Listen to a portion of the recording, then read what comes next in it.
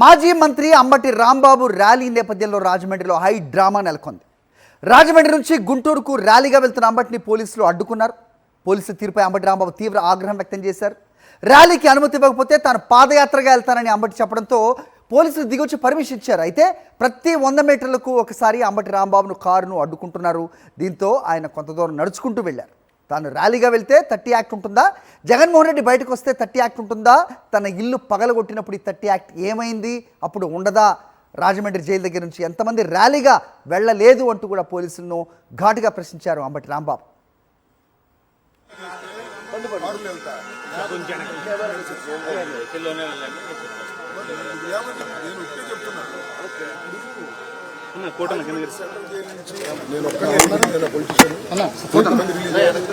వాళ్ళ ఇంటికి వెళ్ళలేదా, వాళ్ళు వెళ్ళలేదా, అనాథం కాదా, మరి ఏంటిది వాడికి మా ఇల్లు పగలబెట్టినప్పుడు 30 యాక్ట్ లేదా? జగన్మోహన్ రెడ్డి ఊళ్ళోకి వస్తే 30 యాక్ట్ ఉంటుంది, మేము బయటకు వెళ్తే 30 యాక్ట్ ఉంటుంది. నా ఇల్లు పగలగొడితే 30 యాక్ట్ ఉండదు అంటే మిమ్మల్ని అడుగుతా అనుకోండి. పోలీస్ డిపార్ట్మెంట్ అడుగుతున్నా, దగ్గరుండి 100 మంది పోలీసులు దగ్గరుండి నా ఇల్లు పగలగొచ్చారు. ఆ రోజు 30 యాక్ట్ ఏమైంది? ఆ రోజు రూల్స్ ఏమైనాయి? ఇవాళ నేను 18 రోజులు జైల్లో ఉండి బయటకు వెళ్తే నన్ను అడ్డుకుంటారు.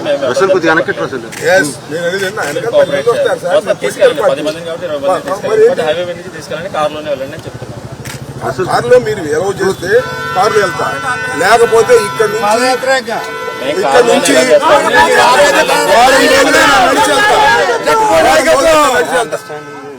ఇదిగోండి సార్, అనవసరంగా ఇష్యూ పెరిగింది.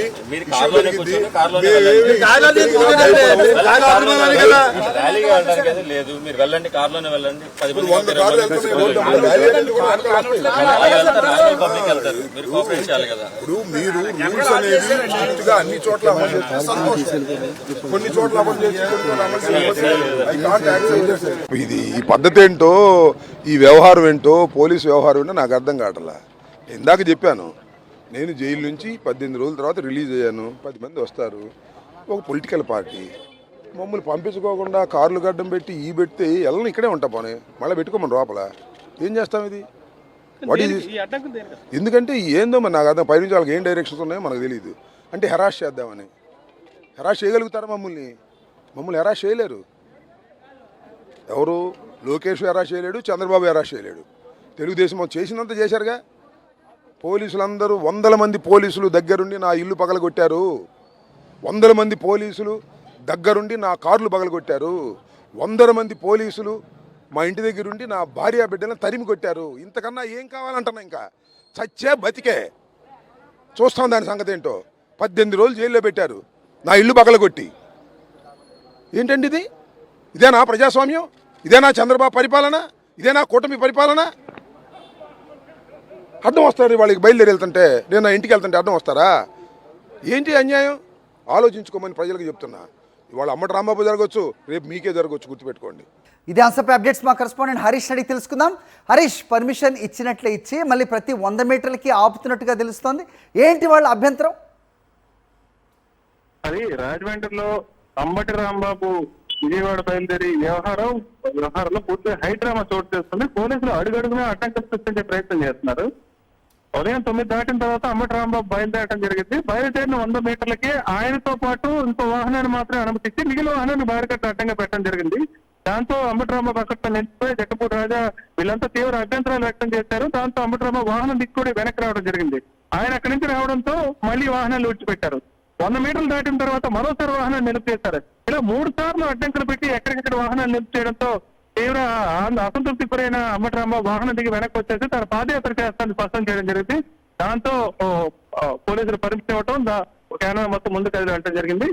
అంతా చూస్తుంటే 18 రోజుల పాటు రాజమండ్రి సెంట్రల్ జైల్లో ఉంచినా సరే పోలీసులు శాంతియుత పద్ధతిలో తిరిగి వెళ్లిపోతున్నా సరే ఇంత దారుణంగా వ్యవహరిస్తూ సరికాదని అంబటి రాంబాబు అన్నారు. సెక్షన్ 30 అమల్లో ఉంది, పోలీసులు ఒకవైపు చెప్తున్నారు. అయితే మిగతా తెలుగుదేశం పార్టీ నాయకులు వర్తించిన సెక్షన్ 30 తమకెందుకు వర్తిస్తున్న విషయం కూడా పూర్తిగా అడగడం జరుగుతుంది. పోలీసులు అయితే హైడ్రామా క్రియేట్ చేశారని చెప్పొచ్చు. ఎక్కడికక్కడ నిలుపు చేయడం ద్వారా తీవ్ర అవాంతరాలు, అభ్యంతరాలు సృష్టించే ప్రయత్నం అయితే చేశారు. చివరికి అంబటి దిగి ఖచ్చితంగా తన పాదయాత్ర చేసుకుంటూ ఎన్ని రోజులైనా సరే నడిచి వెళ్తాను, ప్రస్తుతానికైతే కోటిపల్లి బస్ స్టాండ్ దాకా నడిచి వెళ్తానని వాహనం దిగిపో రావడంతో పోలీసులు ఈ క్యాన్వాయ్కి క్లియర్ చేయడం జరిగింది. హరీష్, హరీష్, అంటే ఏంటంటే ఇప్పుడు అన్యాయంగా జైల్లో పెట్టారు, దాడులు చేసిన వాళ్ళకి స్టేషన్ బెయిల్ ఇచ్చి అంబటిని జైల్లో ఉంచిన విషయం రాష్ట్ర ప్రజలందరూ చూశారు.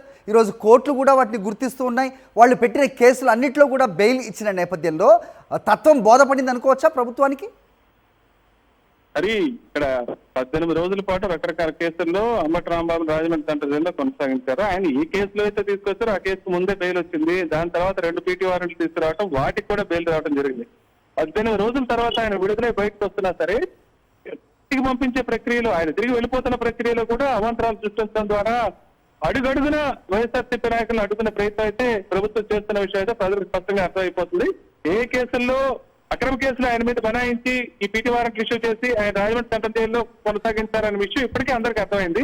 బాధితుడు 18 రోజుల పాటు జైల్లో ఉన్నారు. ఎవరైతే దాడికి పాల్పడ్డారో వాళ్ళ స్టేషన్ వెళ్తూ ఎప్పుడో బయటకు వెళ్ళిపోయారనే విషయం కూడా ప్రజలకు ఇప్పటికే పూర్తి స్థాయిలో తెలిసింది. వైఎస్ఆర్సీపీ నాయకులకు ఇదే విషయం చాలా సార్లు స్పష్టం చేయడం కూడా జరిగింది. ఏది ఏమైనా సరే ప్రభుత్వం ఎన్ని అవాంతరాలు సృష్టించినా ఏం చేసినా సరే వెనక్కి తగ్గేది లేదనే విషయాన్ని అయితే అంబటి రాంబాబు రైట్ హరీష్.